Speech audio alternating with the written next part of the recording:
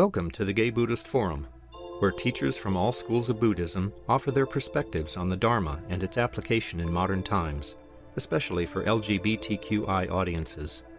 These talks are offered freely to the world and made possible by appreciative listeners. If you would like to support our efforts to share the Dharma with underserved audiences, please visit gaybuddhist.org. There you can donate, find a list of upcoming speakers, or enjoy many hundreds of these recorded talks dating back to 1996.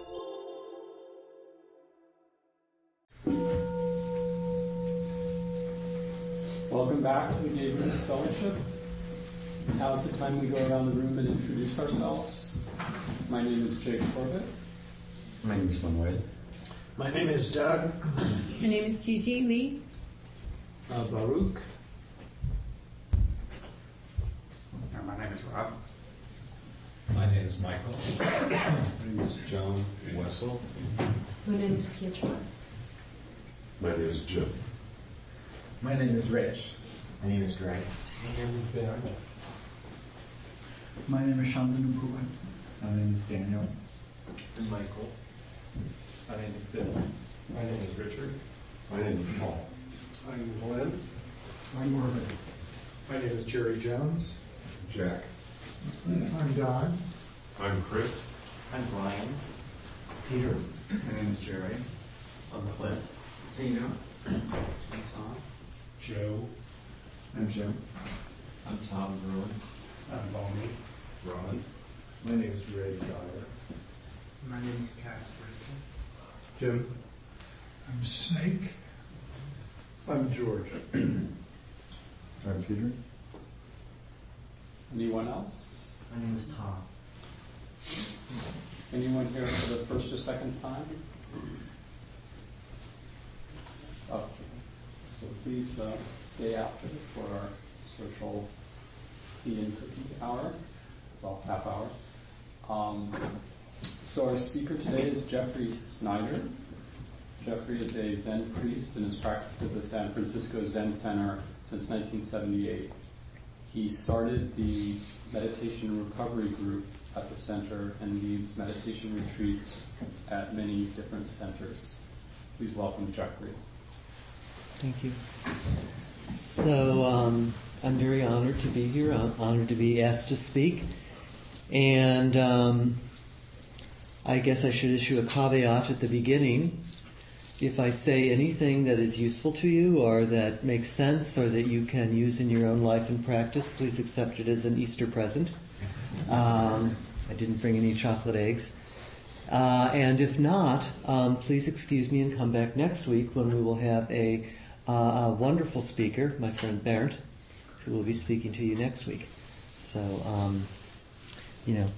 maybe I'll say something and maybe I won't that will be of use to you.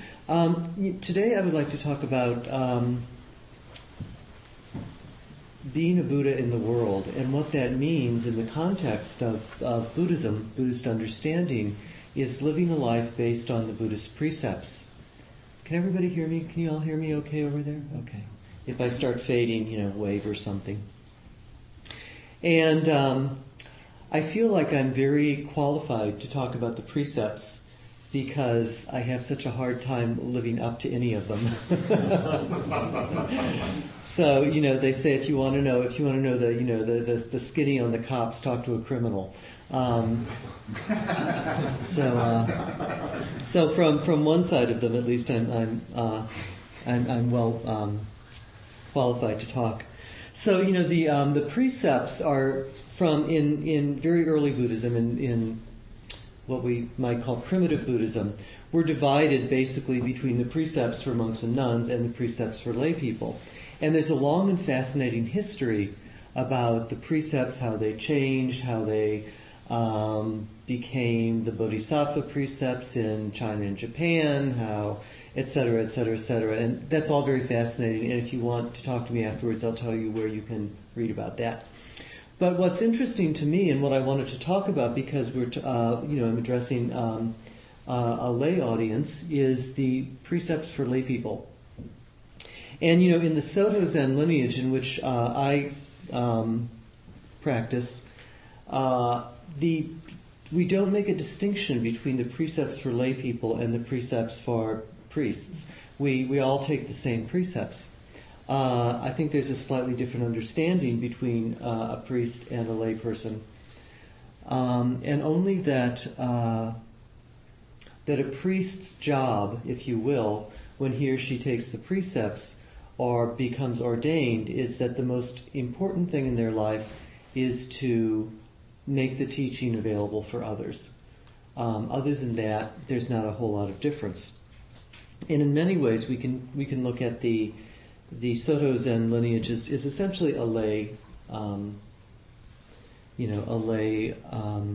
lineage. People who are ordained, can marry. They don't take vows of celibacy. They can own things. They don't necessarily live in monasteries.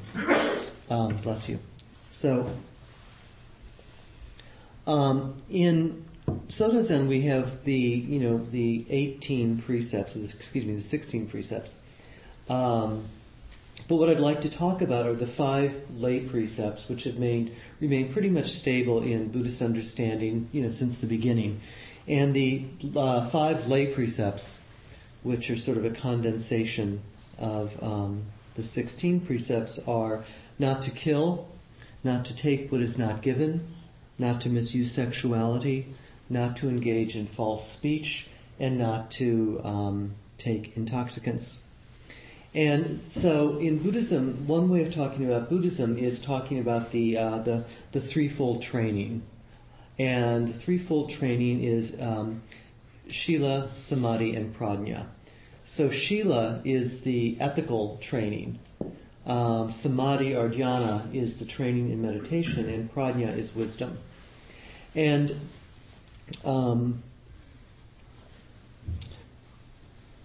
the ability to practice meditation and the ability to open ourselves to wisdom rest on the basis of the precepts, on the basis of Shila, of ethical conduct. Because, it's very hard to maintain any kind of stability in your meditation if you're worrying about, your spouse finding out that you've been cheating, or your boss finding out that you've been dipping into the till, or you have to worry about which lie you told to whom, So we practice the precepts in order to have stability in our lives. And another way of talking about the precepts is the precepts are the way that a Buddha lives in the world, the way the Buddha conducts him or herself in the world. And, there's a lot of different ways of looking at the precepts. In the older tradition, where there are monks and nuns have 300 plus precepts, the training is from the outside in. So the training is to define very closely every aspect of a person's behavior. And so this behavioral training is also a training for the mind. It works from the outside in, because if you're being very mindful about what you do in every aspect of your life, and you have specific guidelines for it, it infiltrates, as we can say, the mind. In the Mahayana tradition from which I come, it's a little bit different. The precepts work from the inside out. So we sort of are given the precepts like a seed. That's kind of an ugly image with things growing out of our ears, but you know what I mean. It's like a seed that we plant, and then it grows of its own. It starts from a kernel. And so these five precepts are like little kernels from which the precepts blossom in our life, hopefully. And they're guidelines for training rather than prohibitions. And in Buddhism, ethical conduct is based on cause and effect, as opposed to the whim of a deity. So, for example, if you're Jewish, God cares a whole lot about what you eat, and if you're Christian, God cares a whole lot about who you have sex with. And if you're, a Muslim, God really cares a lot about where you go on vacation. And so in religious traditions that are based upon a creator God. God kind of decides what's good and what's bad, and he tells us, and we do our best to follow that. In Buddhism, since we don't have a creator God, what we have is cause and effect, also known as karma. The belief that we can experience for ourselves by paying close attention to our lives is that when this arises, that happens. When I take this action, that happens. And of course, it's not on it's not really easy to see all the time. But what we, because it's not like dropping a cup and watching it break. It's a little bit more subtle than that, and it can take place over a long time. But one way of thinking about it is that the actions that I take in my life create an environment in which I live.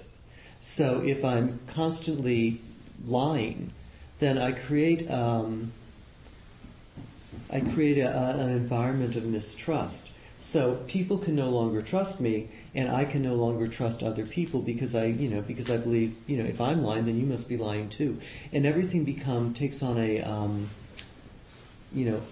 sense of unreality, of shifting sand. Nothing can be trusted. Another way of looking at the precepts is as, some of you may be familiar with the word koan. So this is what we talk about in Zen a lot. And koan literally means public case. It's like a legal precedent. It comes from actually the legal language in China. And so normally a koan is a story about one of our ancestors in Buddhism and what, their interaction with another person or some question that they found pertinent to deal with in their practice. And that is given to us to deal with.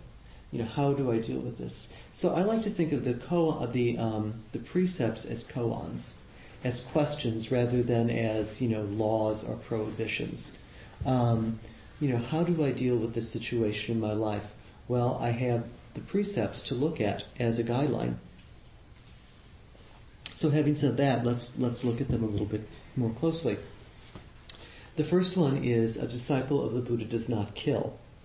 And, so one way I can internalize this is by remembering, that all beings of whatever ilk seek happiness, and all beings seek to avoid suffering.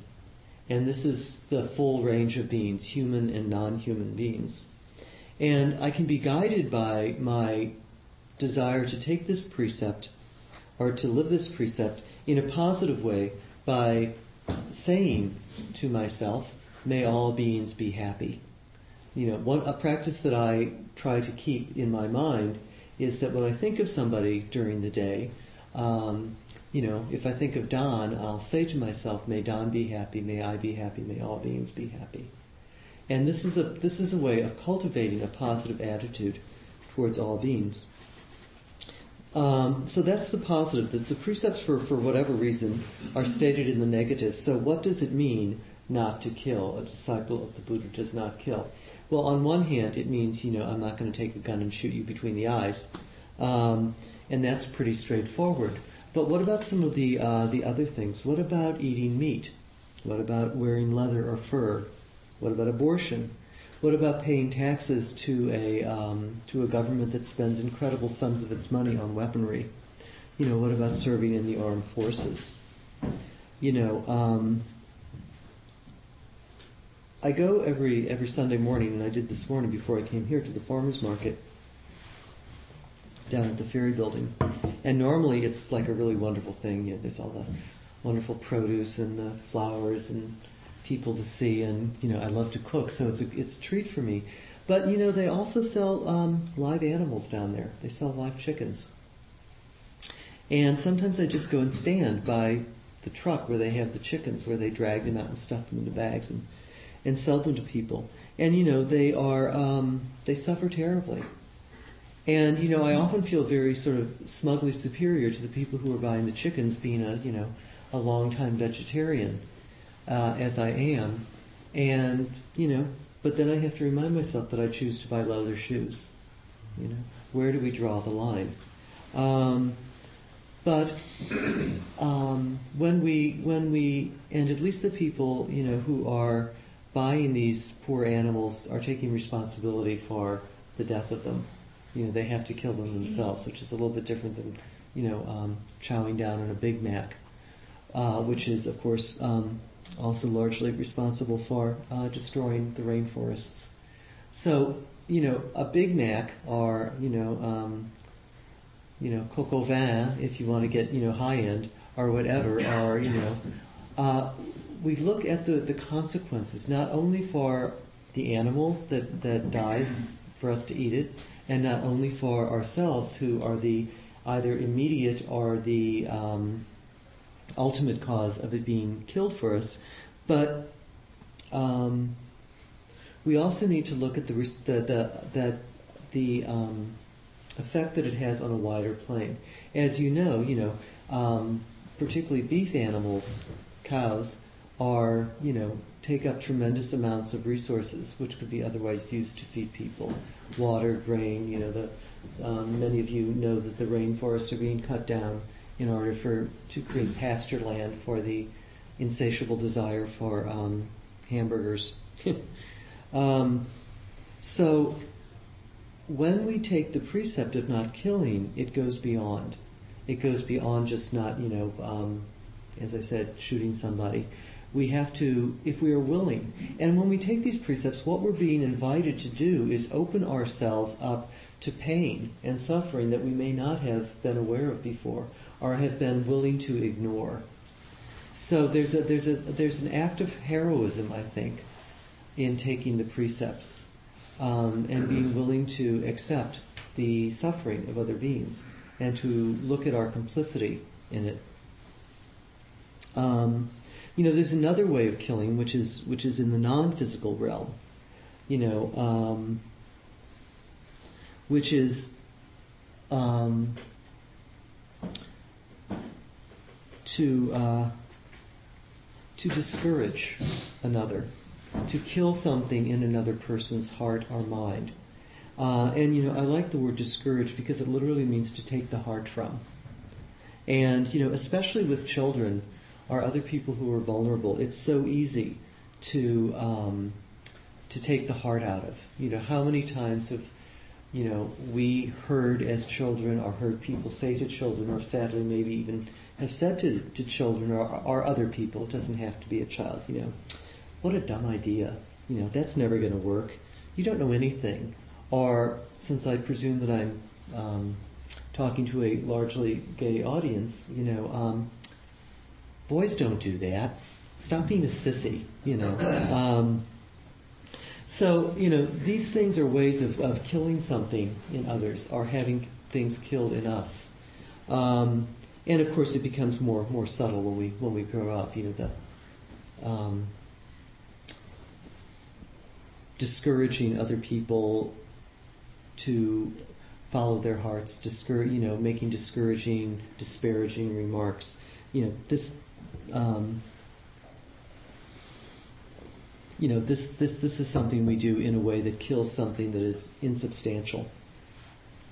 And it's not, I think, enough simply to take a vow not to kill, but we have to examine ourselves for motives in what we do. So when I take the vows, what it means is that I also vow to look very closely at myself, not only my activities, which are sort of the end of the process, right, but the motive for my activities. And most of my activities which go contrary to what I would ideally like to do in the world, as I would like to live in the world, come out of fear, and fear of ego dissolution, of not getting what I want, or keeping what I think that I need or want, being afraid that somebody's going to take away the things that I need or want, and believing that I have something to protect. And of course what I have to protect is the ego. So, and we protect ourselves in various ways, through greed, by sort of heaping a mound of things around us so nobody can get to us, by aversion or hatred, by pushing things away so that nothing can get close enough to hurt us, and and by delusion, by just closing down. And I'll have a little bit more to say about that when we talk about intoxicants. The second precept is not taking what is not given. And so once again, when we take what is not given, once again, this is motivated, I believe, by fear, at least on my part. The fear that I'm not going to have enough. There won't be enough for me, that I have to take as much as possible because nobody's going to give it to me. It comes from not trusting others, not trusting the world, and not trusting myself. And taking can not only be, just as killing does not necessarily mean shooting you between the eyes, taking what is not given can be the demand for not only things like money and cars and, possessions, but also things like status, attention, love, power, security, always wanting more, always wanting more.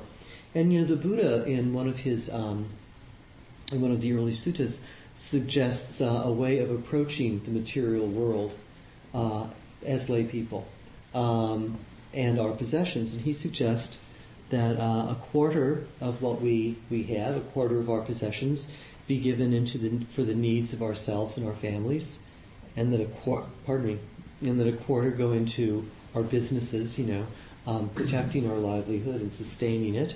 A quarter go into savings for hard times, and a quarter of it go to alms.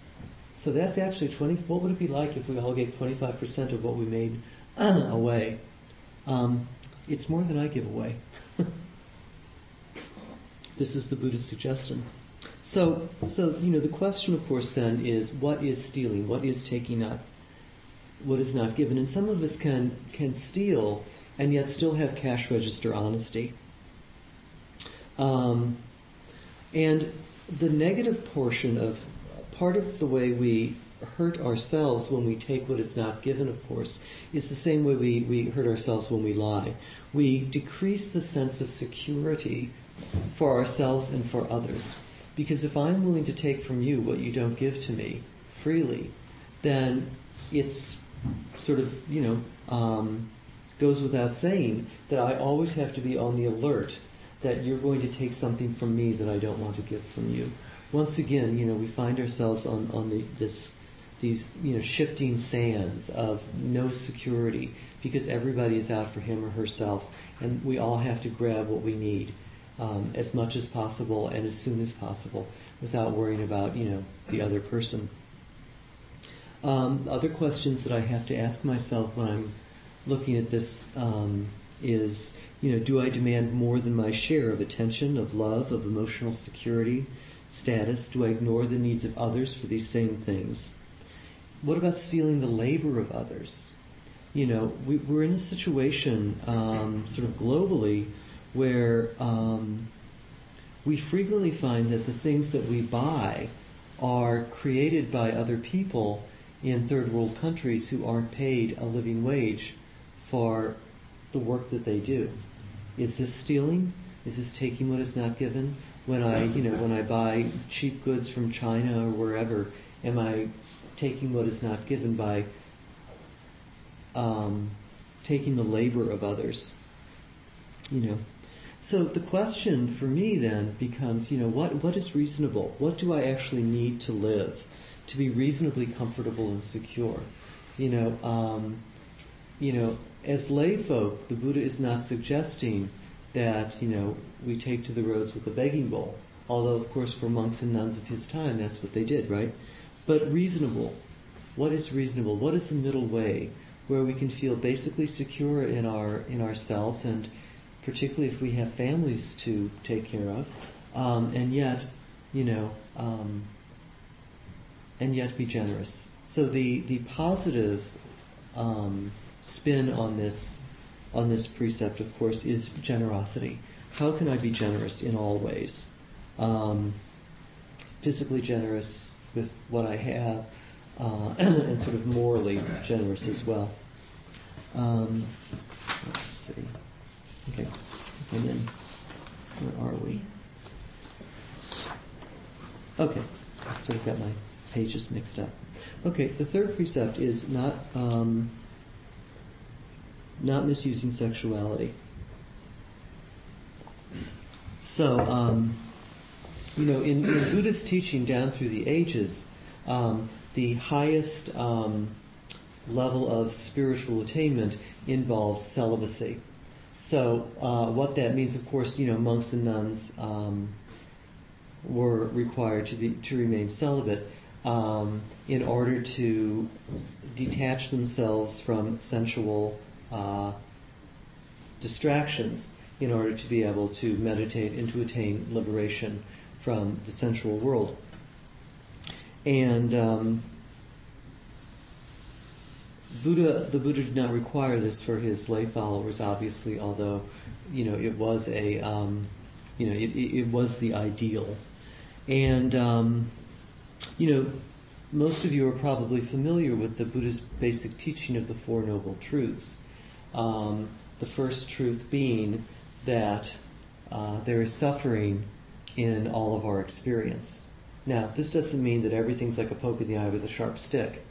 It means that even in our pleasurable experiences, even in our positive experiences, there is suffering inherent because they are ultimately transient.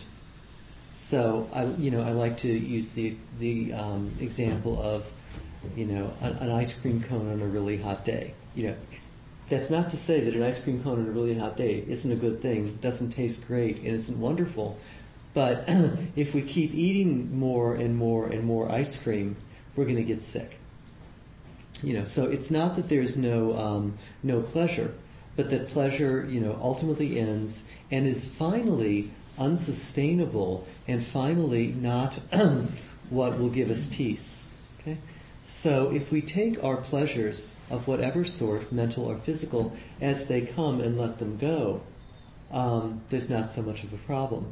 It's when, and the Buddha said that our suffering comes from clinging, and that's the second noble truth. The word he actually used is tanha, which means thirst. So imagine an intense thirst which can never be quenched no matter how much you drink.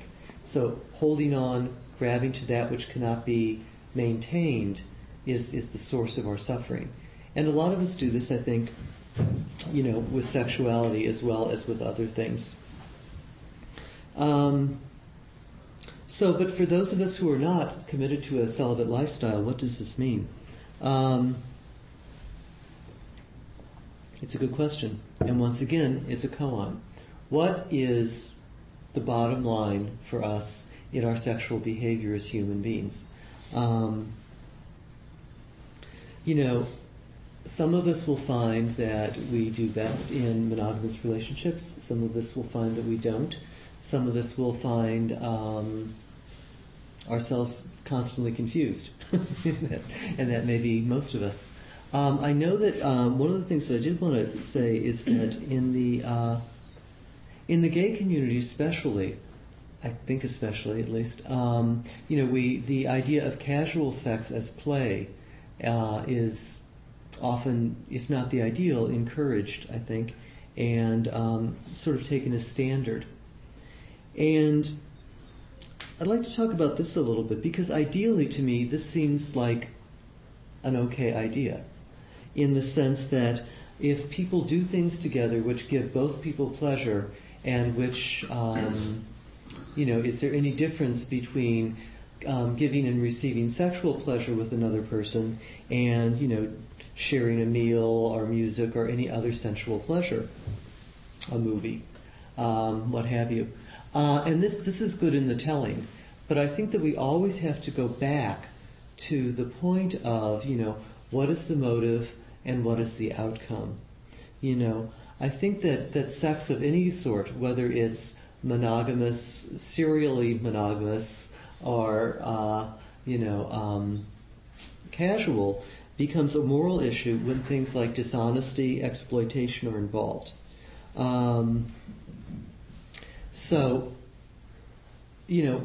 This is, I think, for many of us, one of our major koans. For me, it's certainly one of my major koans, because we live in a society where, sex is pretty much everything. It's used to sell everything.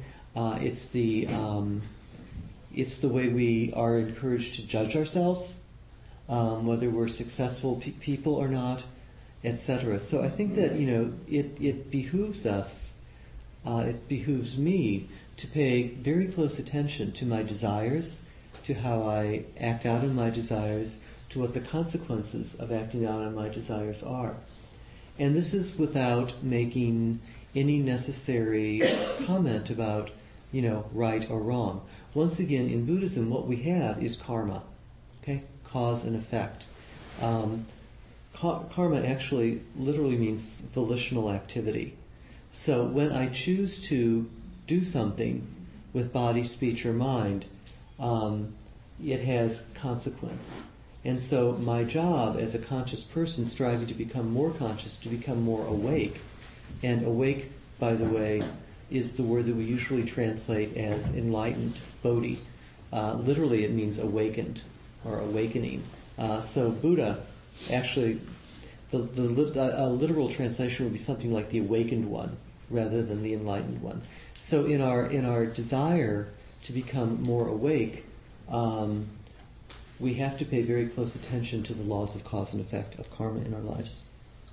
So we need to ask ourselves, what are we doing and why are we doing it and what are the effects? Is our physical sharing of ourselves, of our bodies with another, does this create intimacy? Is this a problem? Does it, if I'm having sex with lots of people without, casually, does it diminish intimacy or does it add to intimacy? A friend of mine, when she was a young woman, was working with somebody who told her, Alice, sex is filthy, so save it for somebody you love. So, the question, ultimately becomes something like how we see ourselves and how we see others, Do we see others as simply a vehicle for our own satisfaction? And if we do, what does that mean about us? Do we become simply the vehicle for another's satisfaction? Or do we become, fully human? It's very difficult. The Buddha did actually speak of the positive aspects of relationship and of relationships between people. Usually husband and wife, but we can extrapolate, and the ability there to develop intimacy, to open ourselves to one person, and then to encourage that as a wider opening to the world and to other people. Not every person we meet can be our lover, but every person ideally that we meet, we can cultivate a sense of intimacy with, because of course we are very intimate with each other, whether we think so or not. I'll give you an example. As I speak, my voice is going into your ears and it's making chemical changes in your brains. It sort of sets the little eardrum vibrating, and chemical and electrical impulses go to your brain, and as I speak, I'm literally changing the configuration of your brain. That's pretty intimate. So we are intimate. The bottom line for all of the precepts, of course, is to do no harm and to practice kindness to self and others. The next precept is not speaking falsely. And sometimes it's called not to lie. A disciple of the Buddha does not lie. But I think it covers something a little bit wider than that. The whole realm of right speech, lying, slander, harmful speech, and idle chatter. Idle chatter. I do a lot of that. Chris is laughing because I know. Yes. But I read someplace that the Buddha said that there are 4 criteria that we can use for our speech, which I like. And is it true, what I'm about to say? Is it timely? Is this a good time to say it? Is it useful? And is it kind? And if we all asked ourselves those 4 things, true, timely, useful, and kind, the world would be a much quieter place. I would say much less, certainly. So slander. Slander we usually think of as something that we say about somebody that is, that defames their character. But what about if it's true? It's still slander. At least from a spiritual point of view or a practice point of view. So we can experiment with this, and to pay attention. How does it feel to withhold the sarcastic comment or the bit of gossip? At first, for me, it feels like I'm being deprived of something. And when I let go of that comment or that bit of delicious gossip or whatever, it's like a little Velcro rip. I can feel it. But then we also have to pay attention about what it feels like to say it. If I say something that's unkind or that's sort of nasty or that's sort of gossipy about somebody, how does that feel? I don't know about you, but if I'm paying attention, I feel a little sick after I say it, a little bit sick, and it's like it's hard to let go of these habits. Somebody once told me he was watching a film about higher primate behavior, and as you know, our cousins tend to relate socially to each other by grooming, right? Picking lice out of each other's fur and things like that, and who gets groomed and who gets groomed by whom, and so they were asking the anthropologist on this show, well, do human beings, since we don't normally groom each other, have anything similar? And the anthropologist said, oh yes, gossip. So gossip is our sort of higher primate grooming behavior. So, it's pretty natural. So to go against what seems so natural is it's kind of difficult, So, but as with any habit, be it a good or bad habit, either setting up a good one or letting go of a not so good one, it's very difficult. It's very difficult to do, and I have lots of setbacks, when I try to do something like this. But the benefit, is that as people know us as men and women who speak kindly and speak truthfully, then we become trustworthy. To become a person of faith, we need to be faithful to what we say. Is it true? Is it timely? Is it useful? And is it kind? And, we create thereby an atmosphere of trust, an environment of trust around us, so that people can speak honestly to us and expect to hear the truth from us. In harsh speech, harsh speech is the same. Sometimes we think or we feel that we are entitled to, give voice to our anger and frustration, and that our anger and frustration in itself gives us the right to give vent to it. I have completely lost my place. Okay. Number 5. Okay, got it. 6 actually. So do I have the right to make others suffer because I am suffering? And I don't think that when I'm paying attention closely and thinking clearly that my suffering confers any rights whatsoever. Especially the right to make another person suffer.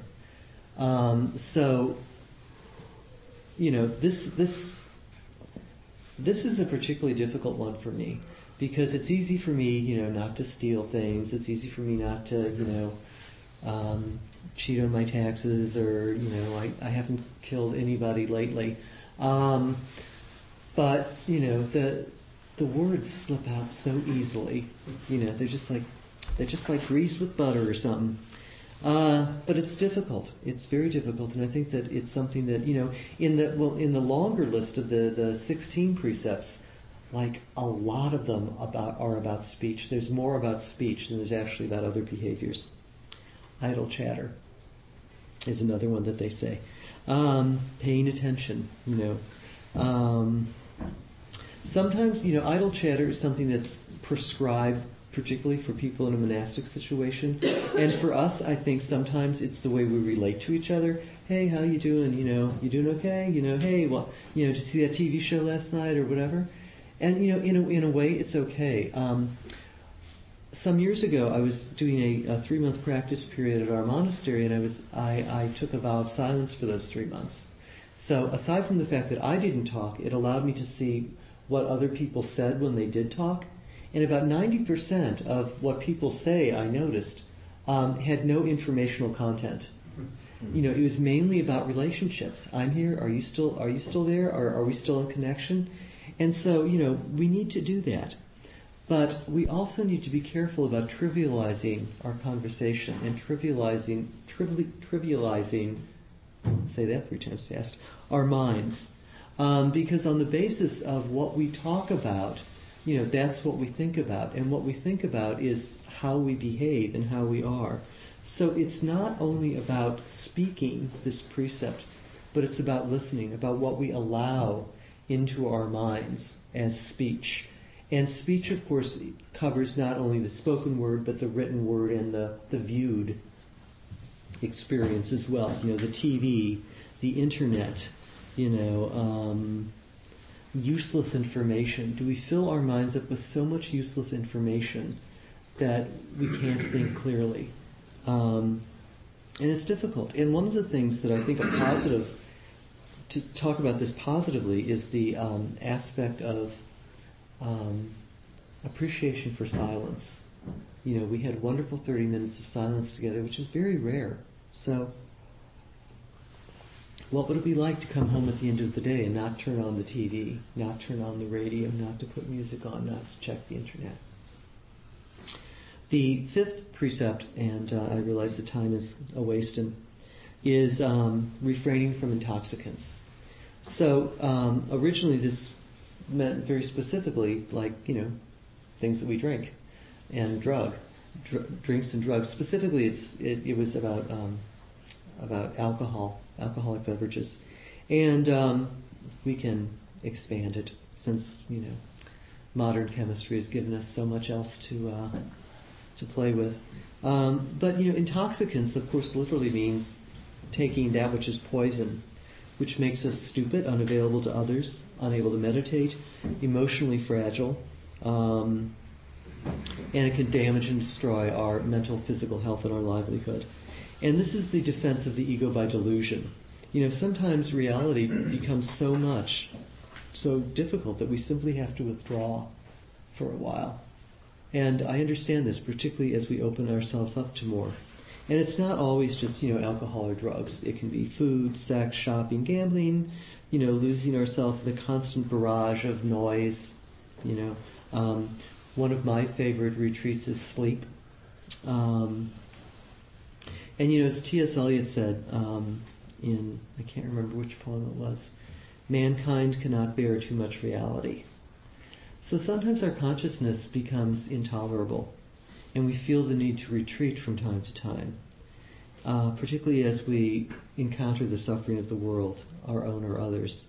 So, there are ways to do this, that if we can retreat into silence, into meditation, that is wholesome and helpful. But if we can't do that all the time, we have to find ways to retreat that are not toxic, ways to give ourselves rest and relief that don't hurt ourselves or other people. Rest that is really rest, and not something that simply overstimulates the mind again. And as you heard, I started some groups for people in recovery. So as a recovering alcoholic myself, I can't condemn anybody who feels the need to retreat from the world every now and again. But I know what the temptation to retreat is like, and I know where it can lead, and it can lead to hell.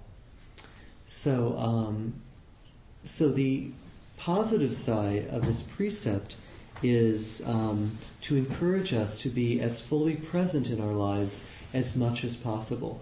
And one of the things that I think is very helpful for this is a practice I've taken on, and I try to remind myself to say, today I am not in a hurry.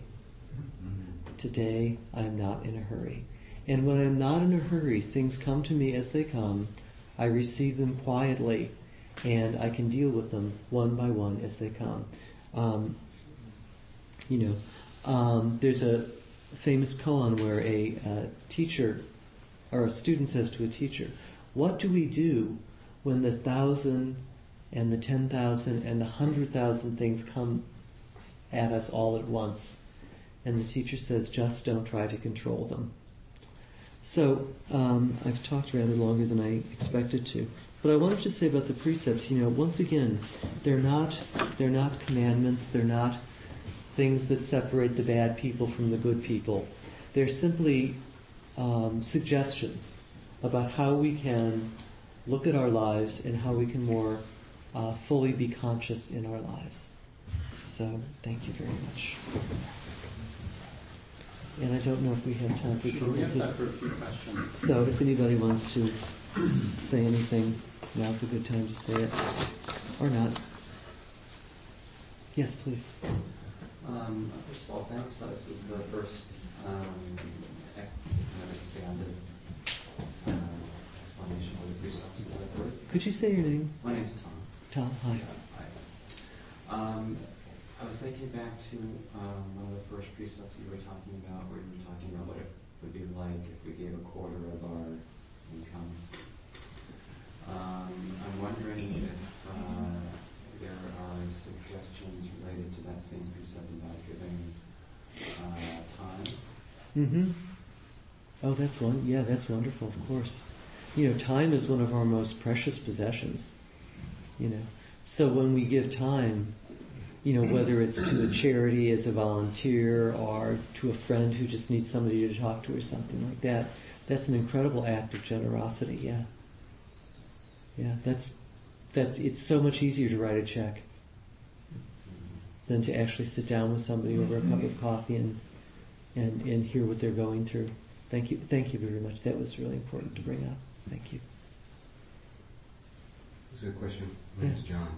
What are your thoughts about satire and humor and something? I was thinking Jon Stewart, and just in the sense of what place that has. I mean, as a teaching tool, as something in my life is sort of delicious, but and also relevant. Just your comments on as opposed to in relationship to right speech. Right. I don't know who Jon Stewart is, but okay. So humor, or just say humor and satire. Yeah. Well, humor is really important. But the question is, at whose expense is it? And if it's humor where we can laugh at ourselves, mm-hmm. where we're involved in it, I think it's one thing.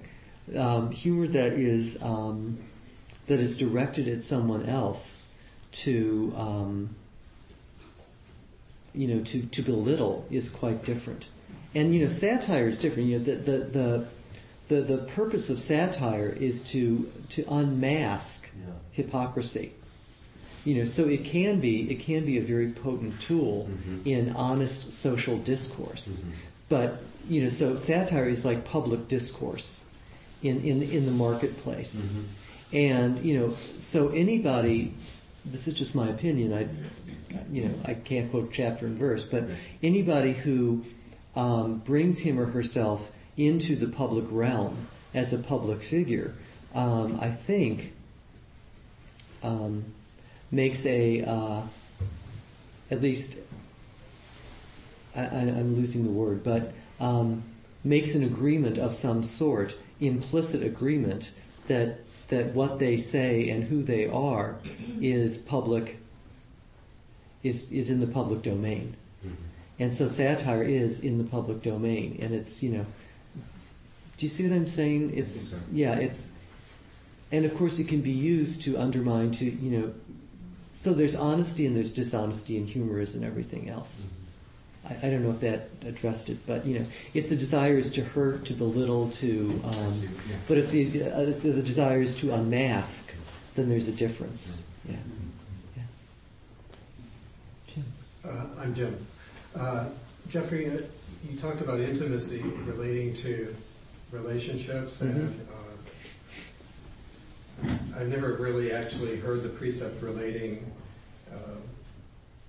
sexuality with intimacy Mhm. specifically. How are you defining that, and what is, is that sort of the goal? Is that what you were saying? Well, I'm saying, the precepts can generally be spoken of both negatively and positively. And, positively, the precept about sexuality, I think, is, the vow to bring intimacy into our sexual relationships of whatever kind. And intimacy is defined as? Yeah, intimacy is a personal connection? Yeah, or respecting the person that you were involved with, whether it's explicitly sexually or otherwise, as a person, as a full person, as opposed to simply a vehicle to fulfill your needs. Yeah, and I think that when we talk about sexuality, I think I'd like to expand it to erotic. I think all of our relationships are erotic, and only some of them are specifically genitally sexual. So I think that we relate to each other not only as minds but as bodies as well. And a sexual relationship or an erotic relationship is when I put my arm around somebody, or when I give somebody a hug. This person may be somebody I have absolutely no interest in having explicitly sexual relationships with, but that's an erotic in the very widest terms. Bodies relating to bodies. And I think that all of our close relationships have that characteristic. So developing intimacy. Why don't we stop there? Okay, Will good. you hang out for a bit in our social hour in case anybody else has any questions? Yeah, absolutely. It is time for announcements. Does anyone have any announcements for the Sangha?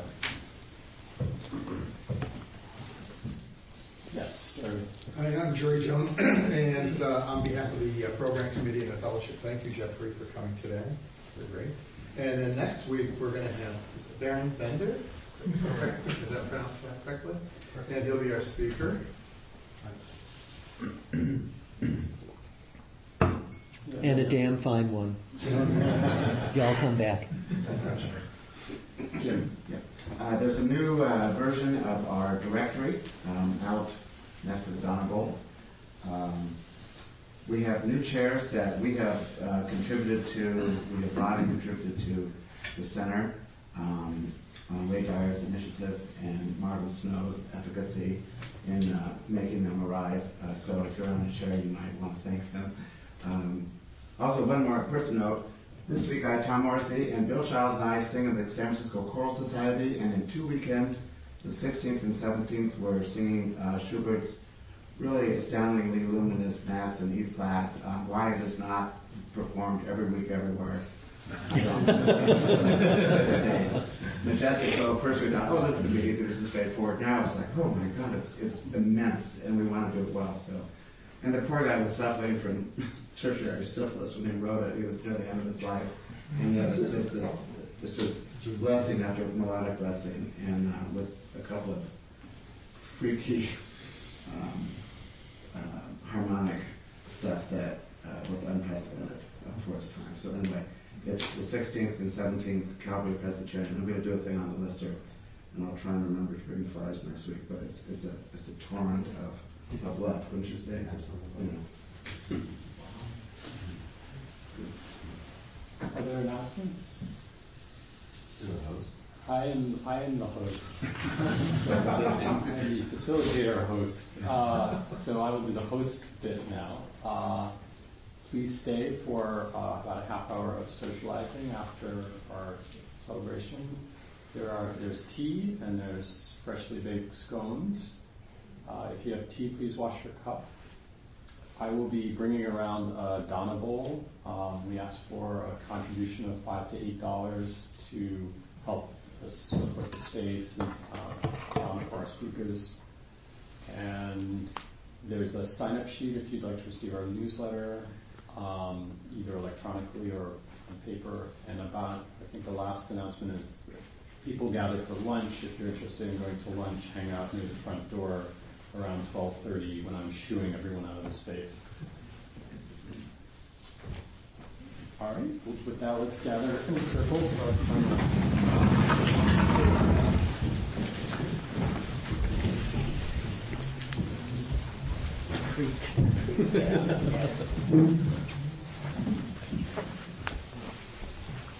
By the power and truth of this practice, may all beings have happiness and the causes of happiness. May all be free from sorrow and the causes of sorrow. May all never be separated from the sacred happiness which is without sorrow. And may all live in equanimity, without too much attachment or too much aversion, and live believing in the equality of all that lives.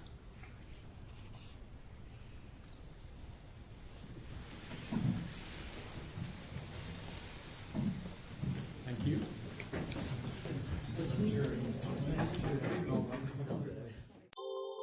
Thank you for listening to the Gay Buddhist Forum. If you would like to hear several new talks per month and be notified of upcoming speakers so you can participate live, please subscribe to this podcast, like us on Facebook, and join our mailing list by visiting gaybuddhist.org.